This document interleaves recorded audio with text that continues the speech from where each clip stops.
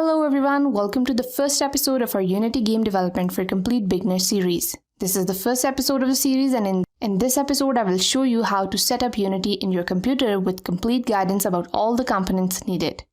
All the download links will be available in the description. If you already have set up your Unity editor, then you may skip to the next video. If not, I will move along the whole process of installing and setting up the Unity editor before starting working on it. So let's get started. First of all, we will need Unity Hub. So go to Google and type Unity Hub and open the first link. Click on Download Unity Hub. Run the setup.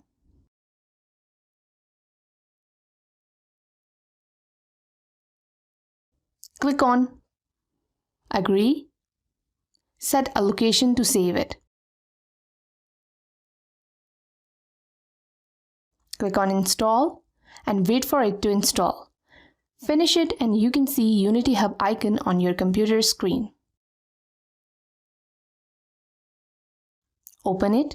To activate the license, click on Manage Activation and create an account to get a free license for personal use. Or if you already have an account, log into your existing account. Now press this back button and it will bring us to our Unity Hub. The Unity Hub is a standalone application that streamlines the way you find, download, and manage your Unity projects and installations. In addition, you can manually add versions of Unity Editor that you have already installed on your machine to your hub. In simple words, Unity Hub is a place where you can manage all of your projects and different Unity versions. In order to work in Unity, we need to install a Unity version. Currently, there is no version installed. To install a version, click on Installs, click on Add, and it will show you all the available versions for Unity to download. After every few months, Unity releases a new version with latest features, but it's a good practice to use a little old version because the latest might have unresolved issues. A Unity release comes in three forms: Alpha, Beta, and LTS. Alphas offer you even earlier access to new features and improvements of upcoming major releases than Beta. Similar to Betas, you will be able to influence the development process by submitting bug reports and providing Unity with feedback. LTS stands for long-term support. LTS is that there is extended support, so you can receive Unity fixes for a longer period of time without having to upgrade Unity versions. Whereas a release has F sign with it, it means it is the final one. So make sure to download only final releases. Here we have a few Unity versions, but I am looking for Unity 2019.2 release, which is not available here. So for that purpose, I will go to Unity Download Archive. Click here. It will take you to the Unity Download Archive. Click on Unity 2019 and scroll down until you find Unity 2019.2.0.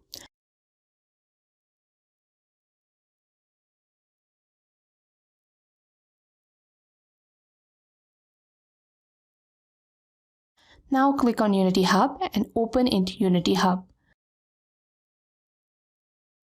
Now from here, if you're downloading Unity for the first time and you don't have Visual Studio installed on your computer, we will install Visual Studio with it as well.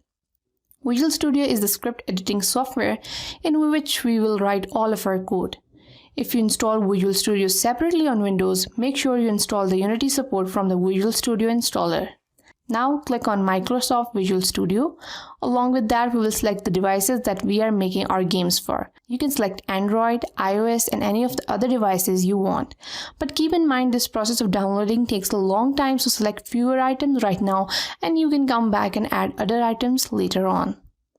So I'm currently selecting Android build support. Make sure this Android SDK and OpenJDK are also selected. Other than that, we will select documentation. Now you can see it will require a large space on your disk, so make sure your disk has enough space. After that, click on Install. This is a long and time-consuming process. It will take time depending on your internet speed. The version will be installed after this blue line will reach the end. Now you can see the version is installed. You can install multiple versions of Unity releases. Now search for Microsoft Visual Studio installer on PC and double-click to open it. Click on Modify or Install next to the versions you want to use.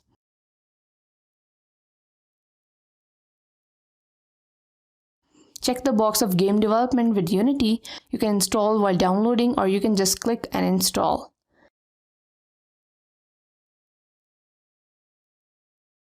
Now to create a new project, go to Projects, click on New and select a Unity version to create a project with. As you have only one version installed, you can see only one version. I will select 2019.2 to create my project. Give a name to your new project and select a location to store it on your disk.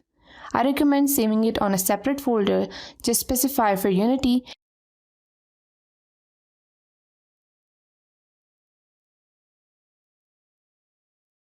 Here you can select either 2D or 3D project, but we can always change it later on. And click on Create. Wait for it to open. And this is the Unity editor. So this is how we install Unity into our computer. That was all for this episode. Hi, welcome to the second episode of Unity Game Development for Complete Beginners series. In the previous episode, we saw how we can download and install Unity Hub, how to install Unity version 2019.2, how to install Visual Studio, the difference between the alpha, beta, and final version of Unity releases, got familiar with the Unity Hub, and finally, we also created our first Unity project. If you haven't watched our previous tutorial, then please watch it first and then come back. In this episode, we will do a quick tour of the Unity editor. We will get familiar with the various windows available in the Unity editor. In the end of this tutorial, you will be able to recognize each of these windows and their purpose. You will also be able to identify what each of these window sections does, and it will help you to easily work with Unity in the coming tutorials. We will also have a quick look of the tools available at the top left corner of the screen. We will also have a look at some of the other ways we can use our Unity editor and how we can customize our editor according to our needs. So let's move towards the tutorial. Project window. First of all, we will have a look at the project window. The project window displays all the files related to your project and is the main way you can navigate and find assets and other project files into your application. When you start a new project, by the default, this window is open. However, if you cannot find it or it is closed, you can open it by going to Windows, General, Project. The left panel of the project window shows the folder structure of the project as a list containing a hierarchy. When we select a folder from the list, Unity shows its contents in the pane in the right.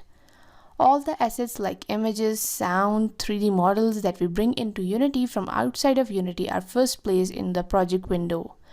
If we want to import an asset into the project window, we can just drag it from its location and drop it into the project window. We can organize our project window by creating folders. There are many other things that we can store in our project window, but we will talk about those in the later videos. The scene view. The scene view is your interactive view into the world you are creating. In simple words, scene view is the place where you spend most of your time and do most of your work here. It is the basic drawing board where you create your whole game in the visual form. Your scene view is a complete world where you can drag objects from project window and simply drop it into the scene view.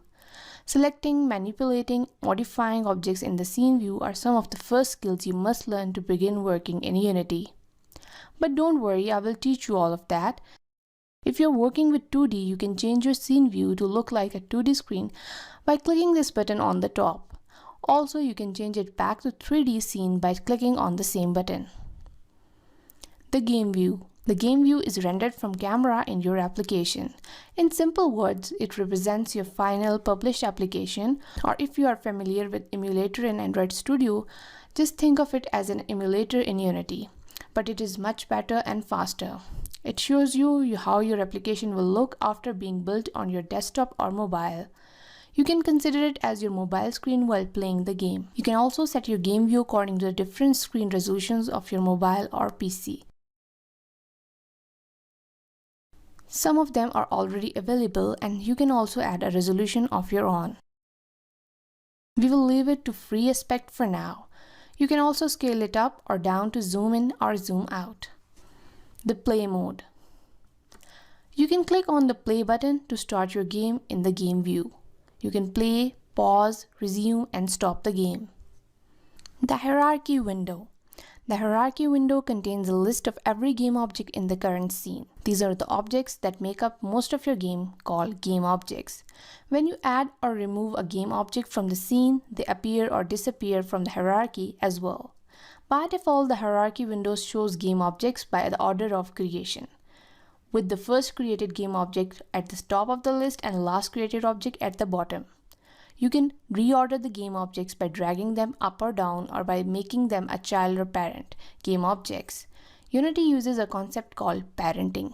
When you create a group of game objects, the topmost game object is called the parent game object, and all the objects grouped under this game object are called child game objects or children.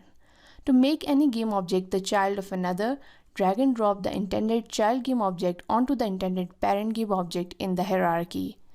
The inspector window. The inspector window or the inspector displays detailed information about the currently selected game object, including all the attached components and their properties, and allows you to modify the functionality of game objects in your scene. We can use the inspector to view and edit the properties and settings of almost everything in Unity Editor.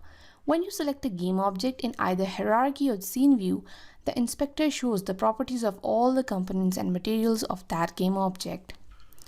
Here we can see that the inspector with the main camera game object selected, in addition to the game object's position, rotation, and scale values, all the properties of main camera are available to edit. You can rename your game object from the inspector window. You can also hide the game object from the scene by unchecking this box in the inspector window.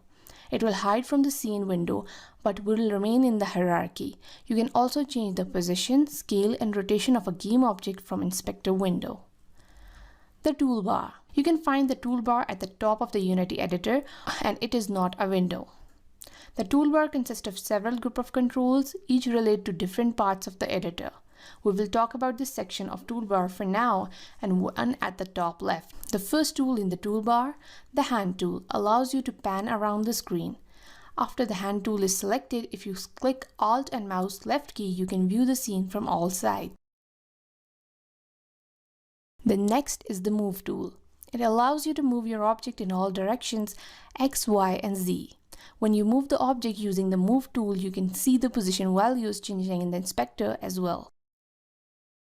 The rotate tool used to rotate the objects in all directions. Again, you can also rotate your object either by rotate tool or by changing the values in the inspector. The scale tool is used to scale your game object in 3 directions or any of the direction. The next is the rect tool. The rect tool is just like the scale tool, but is also most appropriate to use in the 2D environment.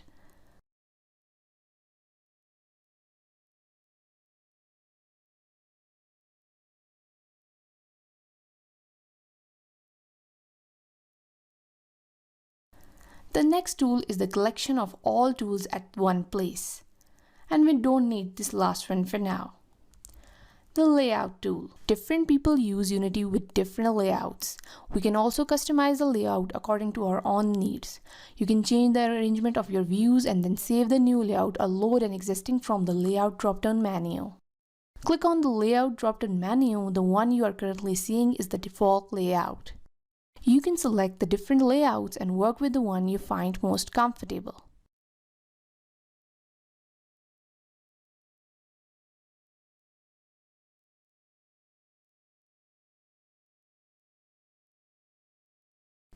You can also change the layout of the editor by dragging, dropping, and resizing different windows. And then save this layout. You can always change your layout for you. That was all for this episode. If you have any questions, feel free to ask me in the comments below. Hi, welcome to this 3rd episode of Unity Game Development for Complete Beginner series.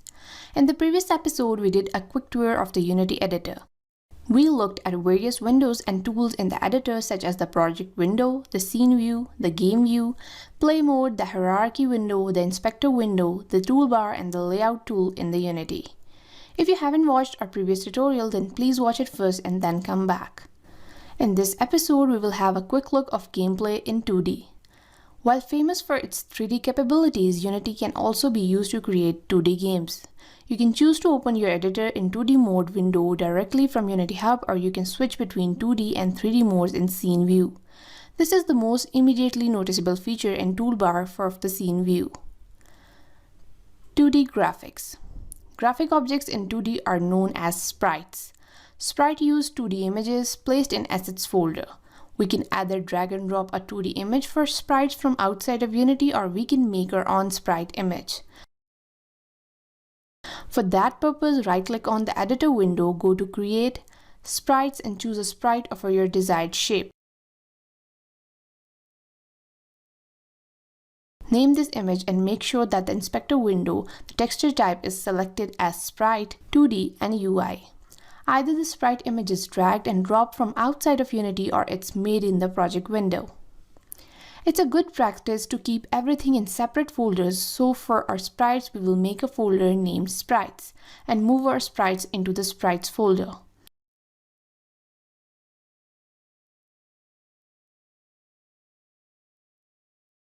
Now in order to view our sprites in the scene window, right-click on the hierarchy, 2D Objects, Sprite. You can rename this sprite either by right-clicking it and selecting Rename, and you can rename it from the inspector window. Right now we cannot see anything on our screen because no image is assigned to our sprite. Sprites are rendered with the Sprite Renderer component. When you create a new sprite, this component is already attached to the sprite. If not, you can add it to your sprite anytime by clicking on the Add component and Sprite Renderer component.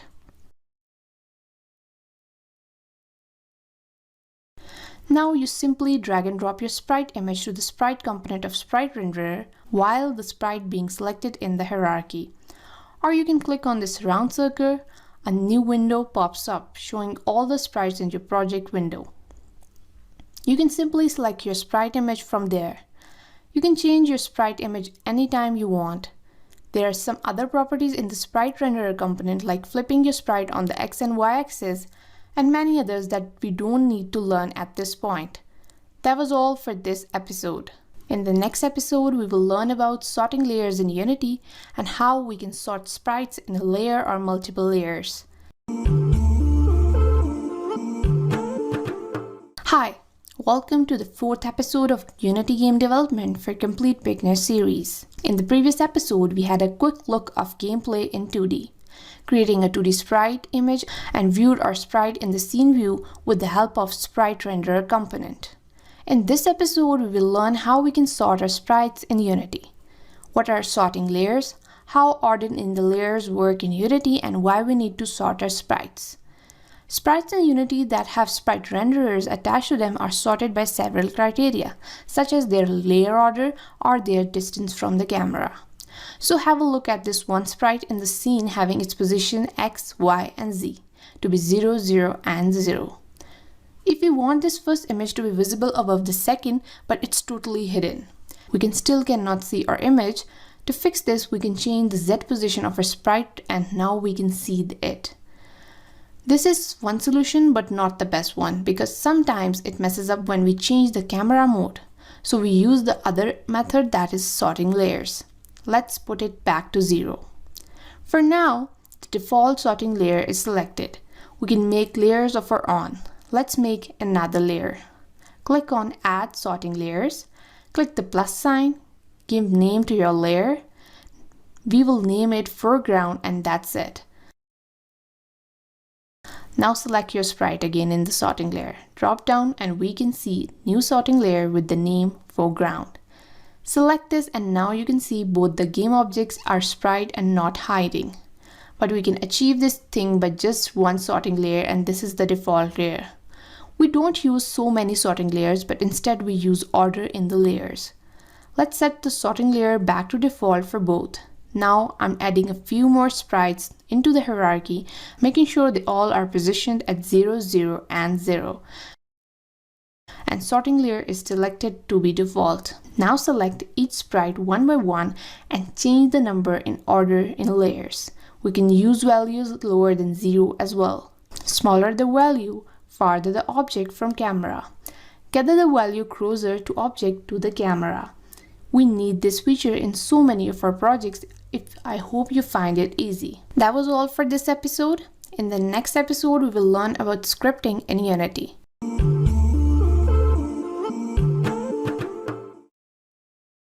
Hi, welcome to the 5th episode of Unity Game Development for Complete Beginner series. In the previous episode, we'll learn about how we can sort our sprites in Unity, what are sorting layers, how order in the layers work in Unity, and why we need to sort our sprites. In this episode, we will learn about scripting in Unity. What are Unity scripts and how we create and use them?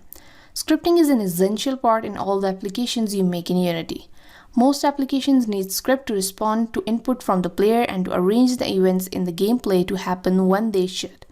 Beyond that, scripts can be used to create graphical effects, control the physical behavior of objects, or even implement a custom AI system for characters in the game.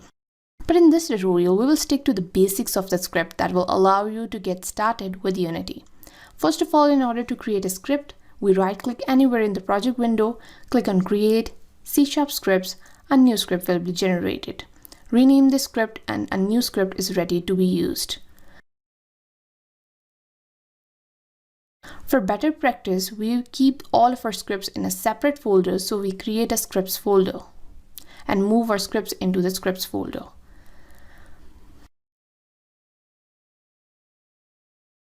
But this script will not do anything unless we attach it to a game object inside the scene. In order to work, we can attach it to any of our game object inside the scene. If we don't want to attach it to our objects in the scene, we can create an empty or game object for this script. This game object will be placed in the hierarchy, but we will not be able to see it in the scene view.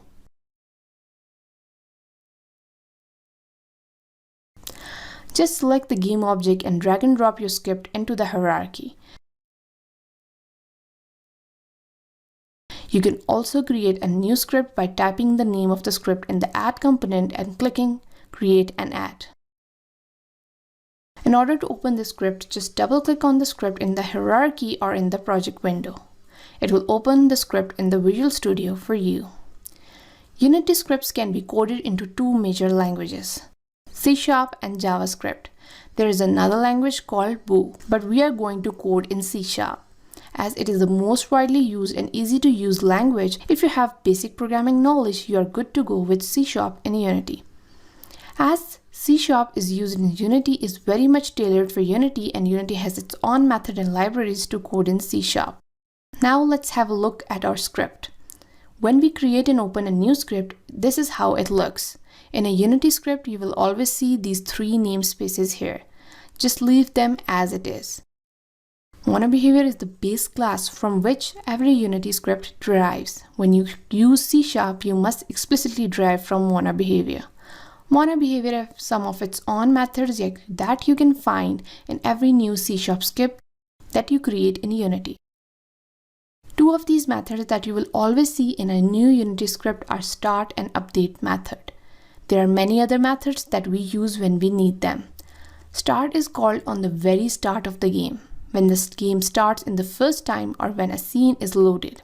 It is called on the frame when a script is enabled just before any of the update methods are called the first time. Because the start method is called only once at the start, and right after start method, the update method is called. All the things that we need to do in the start of the game and only once are placed in the start method. For example, initializing a variable for the first time can be done in the start method. In a MonoBehavior script, update is called every frame and not once like start method, which is called only once. Update is the most commonly used function to implement any kind of game script. Not every MonoBehavior script needs update, but it comes with every script. If you don't need it, we can either remove it or leave it empty as it is. That was all for this episode. In the next episode, we will learn about 3D objects in Unity, have a look at some of the components of 3D objects,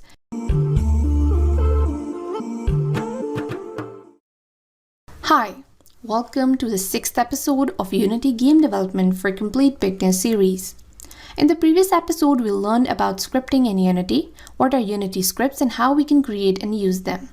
In this episode, we will learn about 3D objects in Unity and we'll have a look at some of the components of 3D objects. In order to work in 3D environment, our scene view must be in 3D. If it is selected 2D, you can change it to 3D by clicking here. Just as we use sprites in 2D, we can use 3D objects in 3D environment. We can import 3D objects from outside of Unity by dragging them into the project window.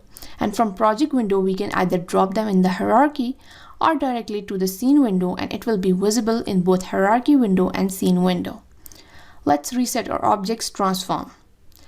In order to focus on the object in the screen, we will select the object in the hierarchy and will press F shortcut key on the keyboard. It will take us to our object if it is lost somewhere in the scene. Unity also provides some built-in 3D objects that we can use for many purposes in projects, but here we will use them for practicing different things. In your hierarchy window, right-click, then click on 3D objects. Here you can see the list of all the 3D objects. Let's select a cube. Now you can see a cube in scene and hierarchy as well. We can rename it to something else, but for now let it be cube. Let's bring some of the other 3D objects and place them at different position in our scene. So here are 4 different types of objects. We will use them in our coming projects to try and test our games. There is another object called plane. This is mostly used as a surface or ground for our other objects. As everything is white, let's drag and drop our 3D objects that we brought from outside of Unity to see the difference. By default, a 3D object created in the scene window has attached a transform component that handles its position, rotation, and scale. A mesh filter that defines its shape. We can change its shape from mesh filter, but we will not do that. And a mesh renderer, if you turn off the mesh renderer, you will not be able to see your cube anymore. This handles all the visible characteristics of your 3D objects. Then there is a box collider. We will see colliders in details in coming videos. We don't need it for now. That was all for this episode. In the next episode, we will learn how to add material colors to game objects in Unity. Hi, welcome to the 7th episode of Unity Game Development for Complete Beginner series. In the previous episode, we learned about scripting in Unity, what are Unity scripts and how we create and use them. In this episode, we will learn about how to add material colors to game objects in Unity. By the end of the video, you will be able to add and change colors of 3D objects in Unity.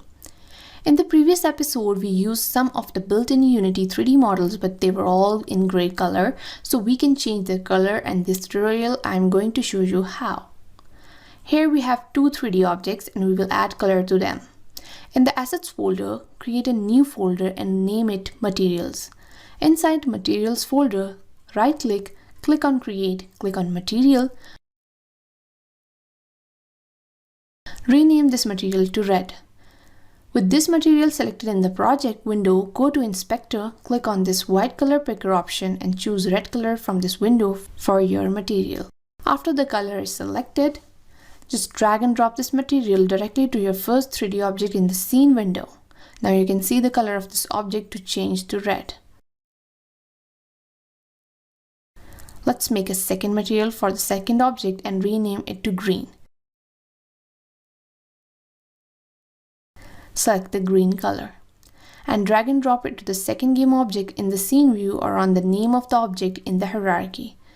Now you can see both of the 3D objects have their own color. Now select one of your objects in the inspector window and in the hierarchy you can see a material component is added to the game object. If we make a new game object, you will see its default material is gray in color and you cannot edit its value. But if you look at your colored objects, these colors can be changed from the inspector. Now select the new game object and drag and drop one of your material onto it into the inspector. This is how we change the color of our 3D objects in Unity. That was all for this episode. In the next episode, we will learn how to move a simple cube with arrow keys in Unity. Hi, welcome to this 8th episode of Unity Game Development for Complete Beginner series. In the previous episode, we'll learn how to add material colors to game objects in Unity.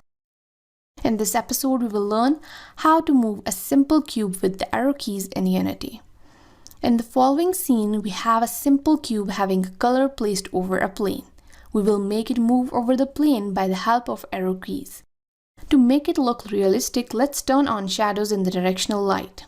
In the scripts folder, I'm going to create a C# script and name it moveCube. Now select the cube and drag and drop the script in the inspector. Double-click the script to open it in the Visual Studio. First of all, create a variable for speed of the cube. Public float speed.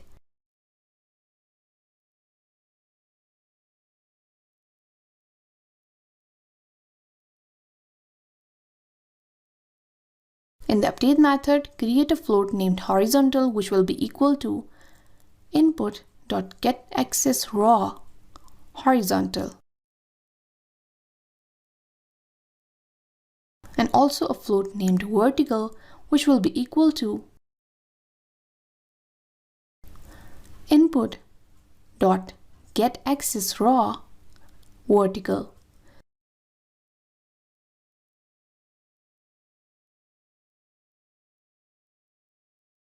We will also make a vector3. Vector3 direction is equal to new vector3 horizontal 0 vertical. And finally, for the movement of the cube, we will write transform dot translate direction dot normalized multiply by time dot delta time multiply by speed. Don't worry about this code. This is your first time writing a code. Just follow along and slowly you will get an idea about everything you code. First of all, we made a variable for the speed of the cube and we made it public so that we can access and change it from the inspector. In this script, we are not doing anything in the start method because we only want our cube to move when we press the arrow key, and we don't want to do anything when the game starts. In the update method, it will check after every frame whether any of the arrow key on the keyboard is pressed or not. The first variable horizontal is getting the values from the horizontal keys, that is up and down keys, while the second float variable is getting the values from the vertical keys, that is right and left keys. Vector3 direction is a variable that will tell our cube to move in a certain direction. And finally, the last line is making the cube move in that direction. Just save it by pressing Ctrl+S on the keyboard and come back to your Unity editor. Let it save for a little time. After that, in the inspector under the scripts, you will see the speed variable. We can assign it any value. Let's assign its value 5. Play the game. Now press the arrow keys. You will be able to move your cube now with the help of your arrow keys. That was all for this episode. In the next episode, we will learn how to make a cube jump in Unity.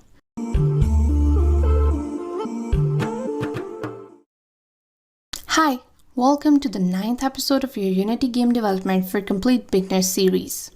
In the previous episode, we learned how to move a cube in Unity using the arrow keys. In this episode, we will learn how to make a cube jump in Unity. In the following scene, let's make a plane, add a color to it. Now make a cube, add another color to it.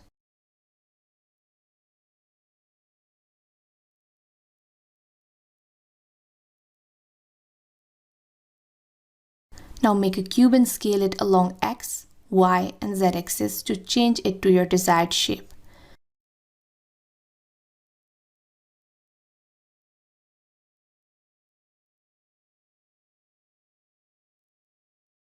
Add another color to it. Now select this modified object and press Ctrl+D to duplicate it and change its position. Rename your cube to player. Select your player and in the inspector, click on Add Component and add a rigid body to your player. Now, create and add a C# script to your player. Open the C# script in the Visual Studio. We are going to use the same code that we used in our last video to move the cube. If you haven't watched the last video, pause for a second and write down the following code. We will add and assign a rigid body variable component. Public rigid body RB. We are taking it public so we can access it from our inspector. In the start method type, RB is equal to getComponent rigid body. Here we are referring to the rigid body that is attached to this game object, and at the end of the update, we are going to say whenever the space key is pressed, for that, this code will be written. If input dot get button down jump, whenever space key is pressed, add force to the rigid body. RB dot add force new vector 3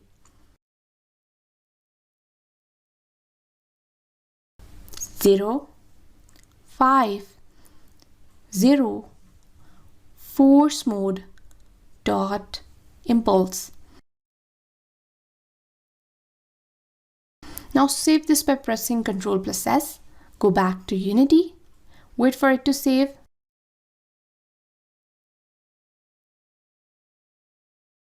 In the inspector, go to rigid body constraints and freeze rotation on Z and X.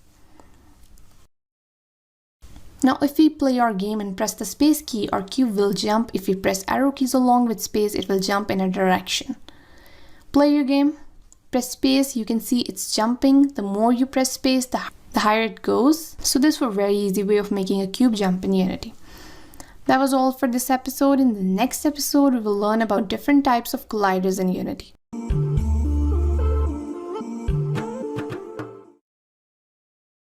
Hi, welcome to the 10th episode of Unity Game Development for Complete Beginner series. In the previous episode, we learned how to make a cube in Unity. In this episode, we will learn about colliders in Unity. If we want to detect collision inside our game, then we will use colliders. Collider components define the shape of an object for the purposes of physical collisions. A collider which is invisible need not to be exact same shape as that of object's mesh, and in fact, a rough approximation is often more efficient and indistinguishable in gameplay. In 3D, we have the box collider, sphere collider, mesh collider, capsule collider, and so on. In 2D, we can use the box collider 2D, polygon collider 2D, circle collider 2D, and a few more. Any number of these can be added to a single object to create compound colliders. Let's first have a look at these 2D colliders. Colliders for 2D game objects all have names ending with 2D. A collider that does not have 2D in the name is intended for use on a 3D object. You can't mix both 3D and 2D colliders or 2D game objects and 3D colliders. Circle collider 2D. To add a circle collider to your 2D game object, select your 2D game object and inside the inspector, click on Add Component, type Circle Collider 2D and select the Circle Collider 2D. You can edit your collider by pressing this Edit button and then drag these to adjust its size. The following 2D objects have all of the remaining 2D colliders that we are going to see now. You can add them to a component the same way we added the Circle Collider to our game object. Box collider is for the square and rectangular collision areas. Polygon collider 2D is for freeform collision areas. Edge collider 2D is used for freeform collision areas and areas which aren't completely enclosed, such as rounded convex corners. Capsule collider 2D is for circular and long edge shaped collision areas. If you want to merge the box collider 2D and polygon collider 2Ds, we add a composite collider to our game object. Let's move on to 3D colliders now. In order to add a 3D collider to a game object, we can just add it from the inspector, same as we did it for the 2D colliders, but this time select the name without 2D with it.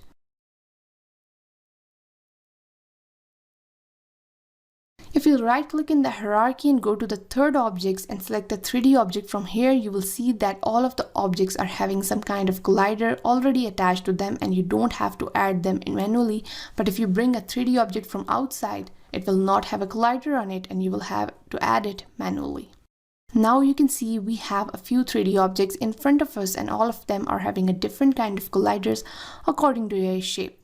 First, I have this sword that has a mesh collider in it, and mesh colliders are a particular type of collider which uses an actual mesh for collision detection.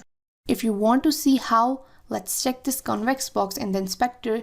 You can see how this mesh collider works. Here I have another sword, and if I add a mesh collider to it, its mesh collider will be according to its shape. Next, we have a box collider. Box colliders are rectangular cuboids and are useful for cube objects and items such as crates and chests. However, you can use a thin box as a floor, wall, or ramp. To edit the box shape, press the Edit Collider button in the inspector. To exit the collider edit mode, press Edit Collider button again. A vertex appears in the center of each face of the box collider in edit mode. To move the vertices, drag them when the mouse is over the vertex to make the box collider bigger and smaller.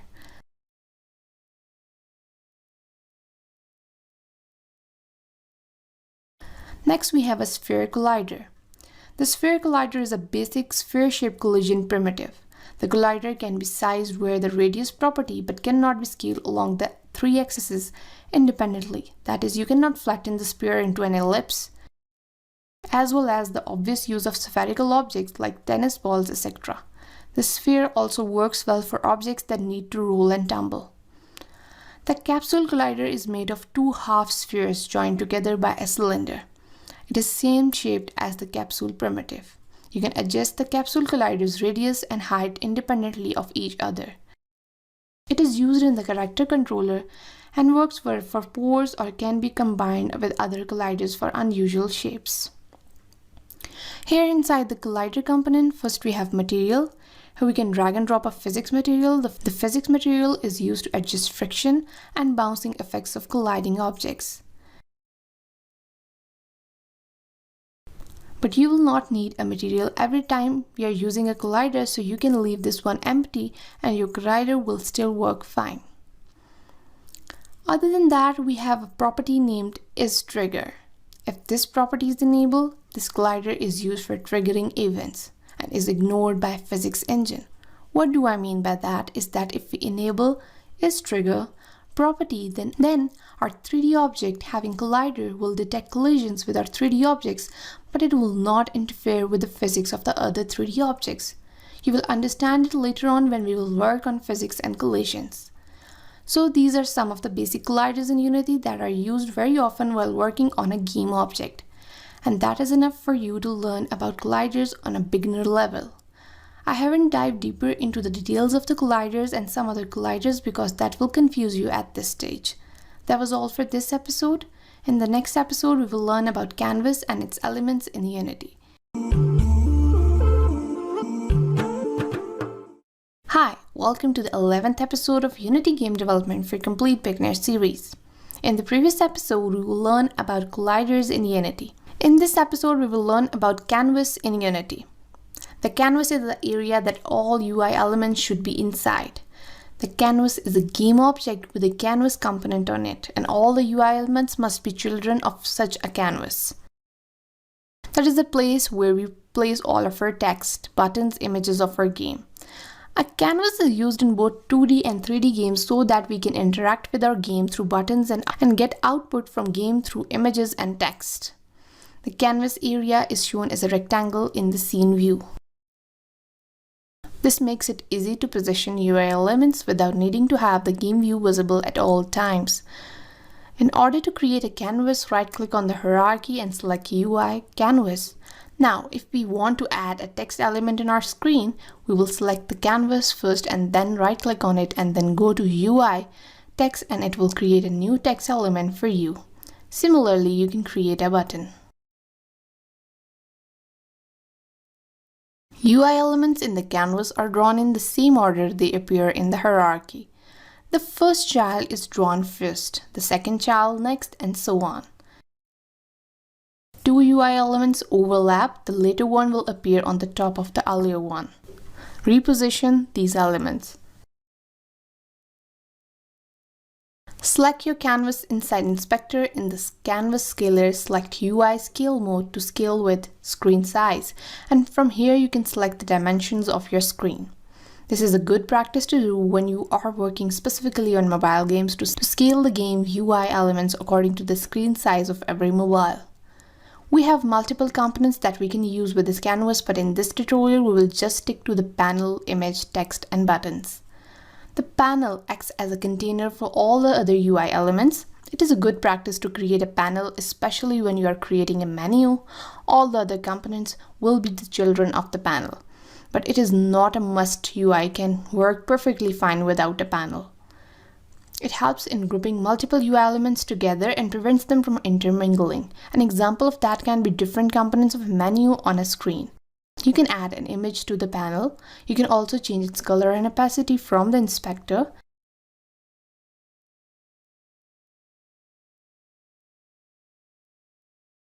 Unity's built-in text UI is a great starting point for learners to get into designing UI. It can be used for showing text on the screen, for example, showing score of the player on the screen. Inside the inspector of our text element, first we have a rect transform which contains information about its position, scale, and rotation. You can change these to see the changes. It is recommended to modify the width and height of the UI elements instead of changing its scale. Both of these are working with the scale of UI element but in a different way. Next we have text component. Here we can modify our text. Then we have font. We can import our own fonts in Unity and drop them here, but the default one is already here. Then we can change the font style.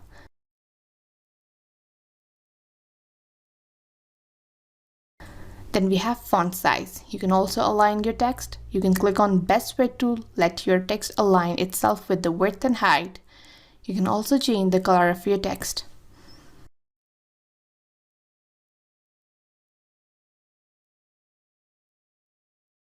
Button component is used to interact with the game. It also has a rect transform similar to the text element. After that, it has an image component so that we can change the image of your button. You can also change the color of your button from here. After that, we have button component that is used for events when the button is pressed. If we expand our button, we can see a text element as a child of our button object. This text is used to write text inside our button. We can also delete it if you don't need it.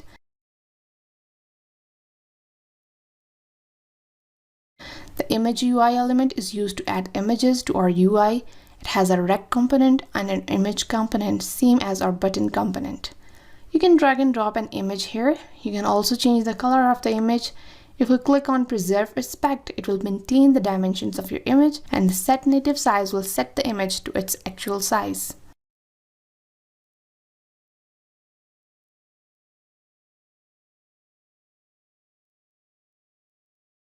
That was all for this episode. In the next episode, we will make a small game to practice all these things that we have learned so far. Hi. Welcome to the 12th episode of Unity Game Development for Complete Beginners series. In the previous episode, we learned about Canvas and its elements.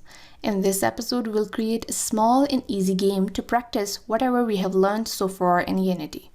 So open a new project inside the Scenes folder. Rename your scene as Game Scene. Create a quad and rename it to Background.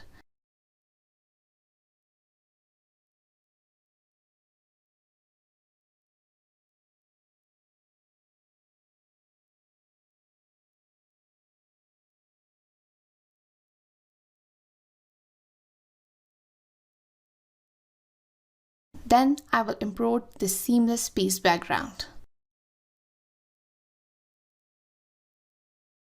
Change its texture mode to default and set its wrap mode to repeat. Hit apply. Reset its position. Change its scale to 20, 12, 1. Now select the background image and drag and drop it to the background image. A new material folder is created. Select the material in it, change its shader to standard, unlit texture. Now inside the assets folder, create a new folder named scripts. Create a new script and rename it to background scroller. Now drag and drop this background scroller script to the background. Double-click on the script to open up in the Visual Studio. Create the following variable. Private mesh renderer mesh. Public float speed. The mesh variable will be used to hold the mesh of the quad, while speed variable will be speed with which the background will move. Let's access the mesh in the start method. Mesh get component mesh renderer.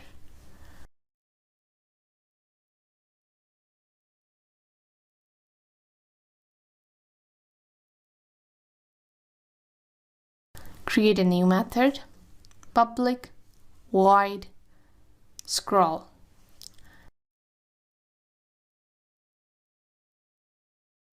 Speed plus equals 0.001 f multiply by time dot delta time. Vector2 offset is equal to vector2 new vector2 speed multiply by time dot time 0.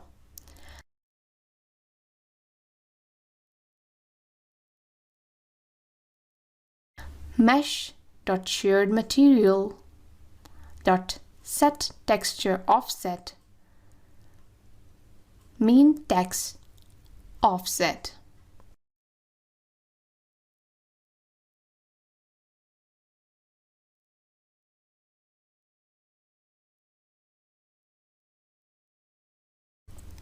This method will move the background by changing the X offset of its material. Call this method in the update function. Scroll. Now save the script and go back to Unity. Set the speed to 0.1 and to play mode to test, and you can see the background is moving.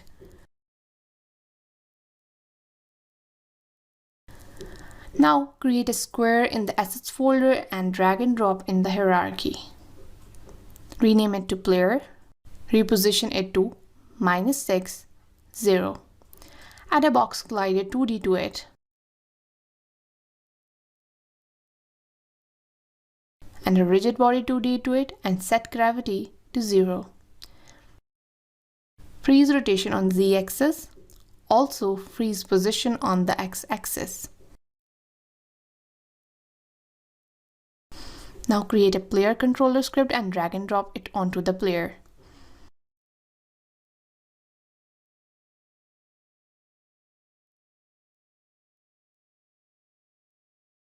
Double-click to open it in the Visual Studio. Create the following variables.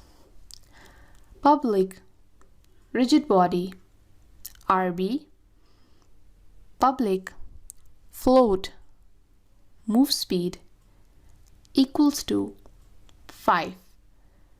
In the start method, write RB is equal to get component rigid body 2D, and in the update write float move direction is equal to input dot get axis raw vertical. RB dot velocity is equal to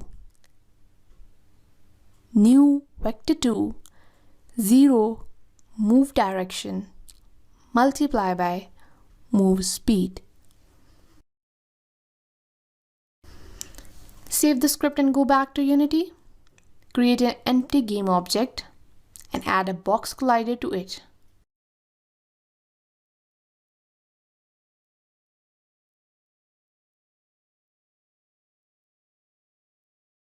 Call it top wall and position it above the screen.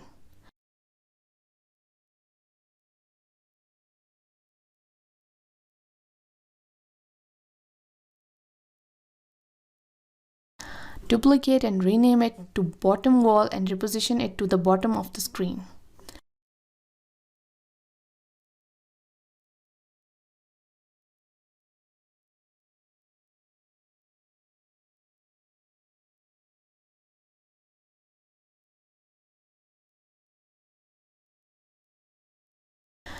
Now enter play mode and you will be able to move up and down using the arrow keys. Drag another square into the screen. Rename it to obstacle, change its color to red.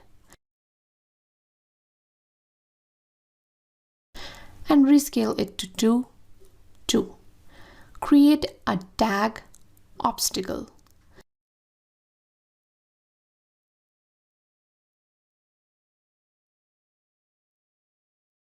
And give obstacle the tag. Add a box collider 2D and a rigid body 2D to it and set gravity to 0.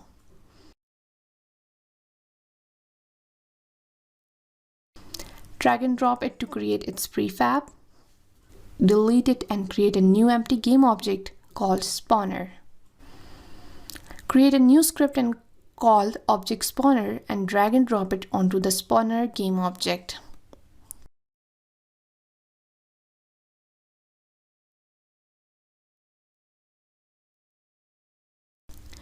Place the spawner ahead of the screen. Open the game object spawner script. Create the following variable: public static object spawner instance public game object obstacle. This instance is made so that we can access the contents of the script from other scripts, and we will store the reference of our obstacle in this obstacle variable. In the start method, write if instance is equal to null. Instance is equal to this. Create a new coroutine, I enumerator, spawn items, float, time, yield, return, new, wait for seconds, time.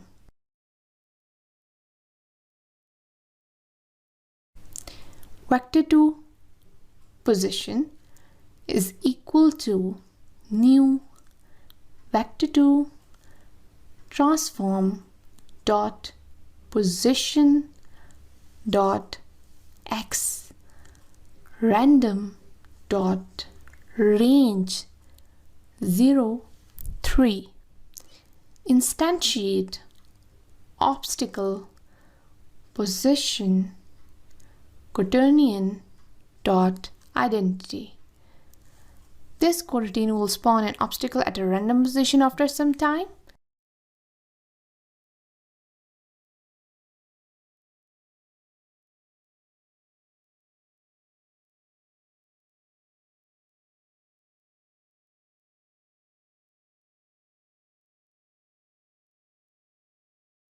Call this coroutine from start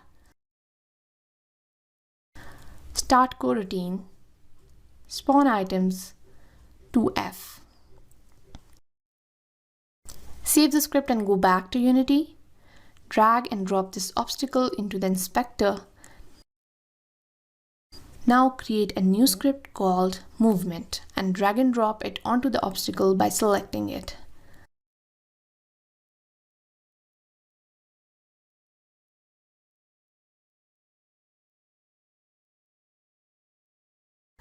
Double click to open it. Write the following code: public float speed, public float max speed. In the start method, write speed plus equals 0.003f multiply by time. If speed is greater than equal to max speed, speed is equal to max speed.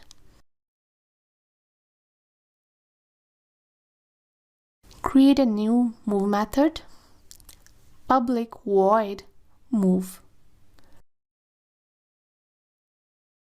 Vector2 temp transform dot position temp dot x negative equals speed multiply by time dot delta time. Transform dot position is equal to temp and call this method in update move. This script will move our obstacle in game. Save the script and go back to Unity. Set the speed to 3 and max speed to 5. Enter play mode to test. You can see our spawn object is moving.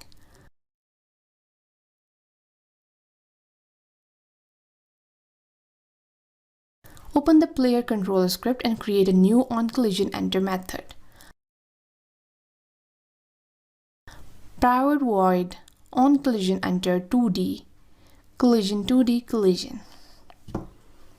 If collision.gameObject.tag is equal to obstacle, time.timescale is equal to 0.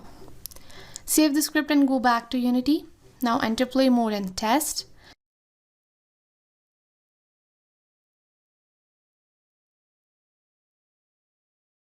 You can see as the player hits the obstacle, game stops. Now in the hierarchy, create a canvas. Then select scale with screen size. After that, create a panel, rename it to Game Over Panel.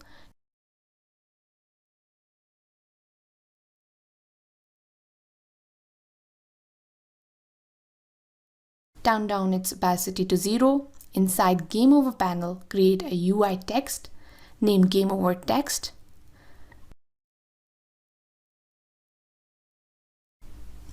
Change its text to Game Over. Set its font to bold. Align it to center. Check best fit and set the color to white. Set its width and height to 400 by 400. Press F to focus on it. Position it on a little bit above. Now, create a new UI button.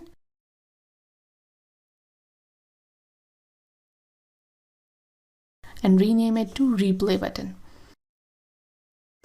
Change its text to Replay.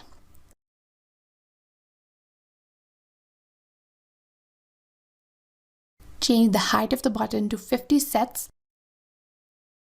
Its text to best fit. Set the button color to blue and text color to white. You can make these changes according to your desire. Drag down the button a little bit.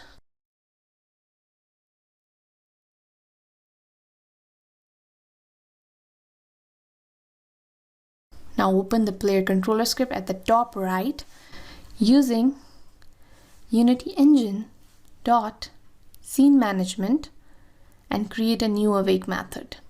Public void awake time.timescale equals 1. This will resume the post game at the start every time and create a new method. Public void replay. Scene manager dot load scene manager dot get active scene dot build index. This method will restart the game whenever the replay button is pressed. Now create variable at the top, public game object Game Over Panel. And inside the onTriggerEnter method, write Game Over Panel dot set active true. Save this script and go back to Unity.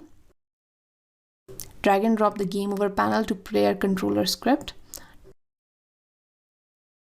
Turn off the Game Over panel. Select Replay button and in the inspector, click on this plus sign. Drag the player game object here.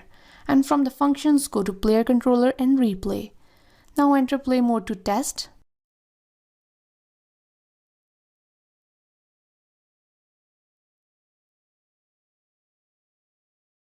As soon as the player hits the obstacle, Game Over panel is set active, and after pressing the replay button, the game starts. That was a very simple game that we created in minutes just for practice. I hope you liked it. That was all for this episode, and with that, our Unity game development for complete beginner series is completed. I hope you liked it and have learned something from it. Do check out my other courses for more tutorials, and you can also subscribe to my YouTube channel for more videos on game development. Make sure to leave your valuable feedback and let me know what would you like to learn next. That was all. I hope to see you in another course. Goodbye.